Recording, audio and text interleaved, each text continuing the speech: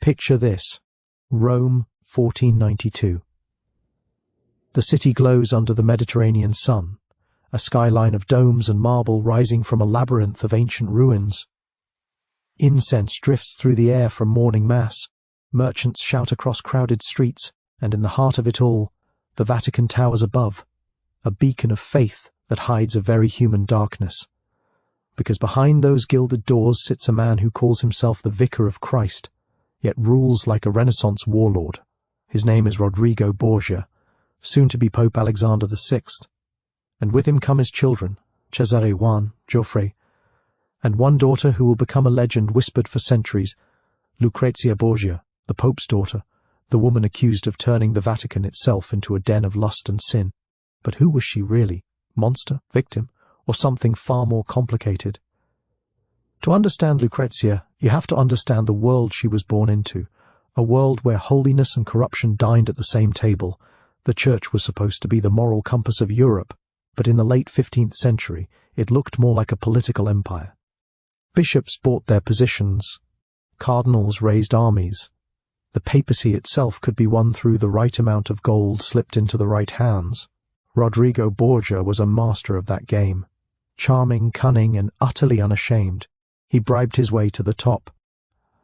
When he became pope, Rome didn't get a shepherd of souls, it got a CEO of sin, and from the start he ruled the Vatican like a family enterprise. He openly acknowledged his children, which was already scandalous for a pope. He gave them titles, castles, and husbands or wives chosen not for love but for power. To Rodrigo, every Borgia was a piece on his political chessboard. Lucrezia was his queen in the making, born in 1480 to his mistress, Vannozza de Catanei. She grew up in a palace of secrets. Tutors taught her Latin and poetry. Courtiers taught her how to smile while listening for lies. By 13 she was fluent in 4 languages and ready to be used. Her father married her to Giovanni Sforza of Milan to seal an alliance with one of Italy's most powerful families. The wedding was extravagant. Gold-embroidered gowns, banquets that lasted for days, music echoing through Vatican halls. But alliances in Renaissance Italy were as fragile as crystal.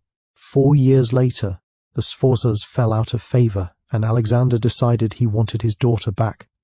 How do you undo a marriage without starting a war? Easy. Destroy the husband's reputation. The Pope declared the union invalid because Giovanni was impotent. Rome roared with laughter. Humiliated, Giovanni fled and accused the Borgias of something even darker: incest. He claimed Lucrezia was her father's lover, and perhaps her brother's as well. It was the kind of rumor that sticks forever. Even today, when people hear her name, that's what they remember. But contemporary records suggest the accusation was political slander, a weapon meant to wound the Pope where he couldn't strike back. Still, for Lucrezia, the damage was done. She was sent to a convent while the scandal cooled, living behind stone walls as men argued over her honor. Imagine being 15 years old, a pawn in a game you never chose to play. When she returned to court, her father had a new plan. He married her to Alfonso of Aragon, a young Neapolitan prince with royal blood and movie star good looks, if there had been movies. Unlike her first marriage, this one seemed genuinely affectionate. The couple had a son, and for a brief moment the Vatican looked almost wholesome. But the Borgias never stayed out of trouble for long. Lucrezia's brother, Cesare Borgia, had traded his cardinal's robe for armor and sword. He was brilliant, ruthless, and ambitious enough to make Machiavelli write a book about him, literally. To Cesare, family was useful only when it advanced his conquests, and Alfonso of Aragon soon became an obstacle. One night in 1500, assassins attacked Alfonso on the steps of St. Peter's. He survived the initial attack, his body pierced with wounds. Lucrezia nursed him personally, refusing to leave his side, but weeks later he was strangled in his bed. The official story blamed unknown enemies. Everyone else knew it was Cesare. Lucrezia was widowed at 20. Her father and brother moved on to new schemes. She learned a lesson that would define her life. In the Vatican, love was a weakness, but silence was power, and still the rumors kept growing. Pamphlets circulated across Europe calling her a seductress, a poisoner, a siren in gold. One claimed she wore a ring with a hidden needle for delivering instant death. Another said she hosted secret banquets where rivals vanished between the courses. Then came the story that made her infamous for centuries: the banquet of the chestnuts. According to one eyewitness account, the Pope and his children held a feast in the Vatican attended by 50 courtesans, who danced naked among scattered chestnuts. Prizes were awarded to the men who performed best. It's a scene so shocking it still echoes through history books. But was it real? Modern historians think not. The story came from Burchard, a papal secretary with a grudge, and was eagerly copied by the Borgias' enemies. Whether true or not, the damage was done. The Vatican, the holiest place on earth, had become the stage for Rome's wildest rumour. But then, the unthinkable happened. In 1503, Pope Alexander VI fell ill after a banquet, some say poisoned by his own wine. Cesare collapsed too. The Pope died within days.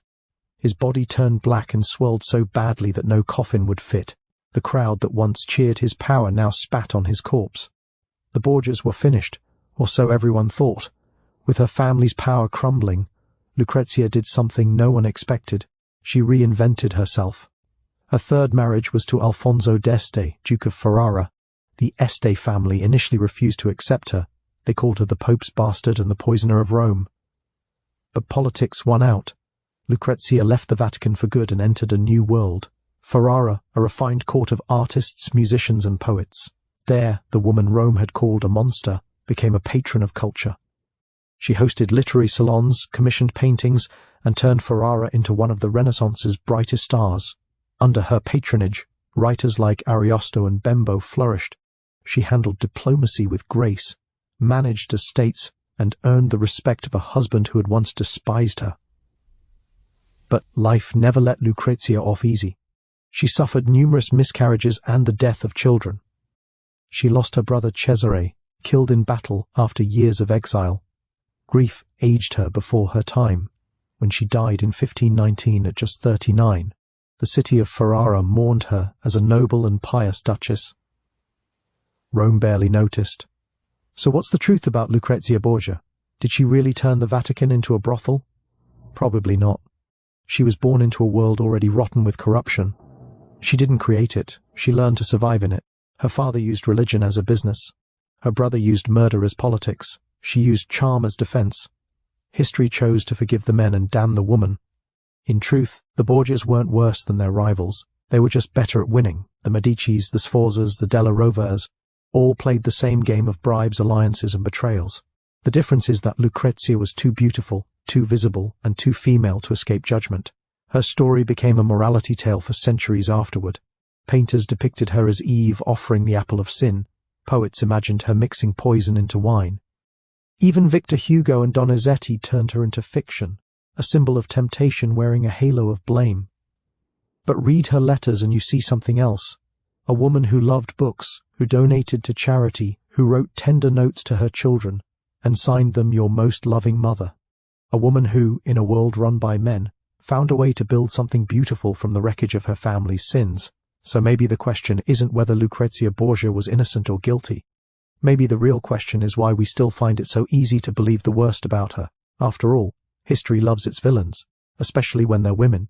The Vatican she left behind eventually cleaned up its image, but the echoes of her family's reign never faded. Walk those corridors today, and you can still feel the ghost of their ambition lingering in the air. The family that made the papacy bleed gold, and the daughter who paid the price for all of it. Maybe that's why her story endures, because beneath the myth of poison and sin lies something timeless, a woman trying to carve out an identity in a world that saw her as a tool. A woman who learned to smile through scandal and turn shame into power, and in that sense, Lucrezia Borgia was not the end of an era. She was the beginning of a new one. So the next time someone mentions the Borgias as symbols of corruption, remember Lucrezia, the Pope's daughter who walked through fire and built a life out of ashes. She didn't turn the Vatican into a brothel, she simply revealed what it already was. What do you think? Was Lucrezia Borgia truly the villain history painted her to be, or was she the ultimate survivor of Renaissance politics? Let me know in the comments below, and tell me where in the world you're watching from. It's incredible how centuries later, we can connect across continents to unravel stories that the world once tried to bury. If you enjoyed this journey through power, scandal and survival, make sure to subscribe, because we've got more hidden histories coming, from queens who ruled through fear to emperors who rewrote morality itself. There's always another secret waiting to be discovered beneath the marble and myth of the past. Thanks for watching, and remember, history isn't just about what happened, it's about how we choose to remember it.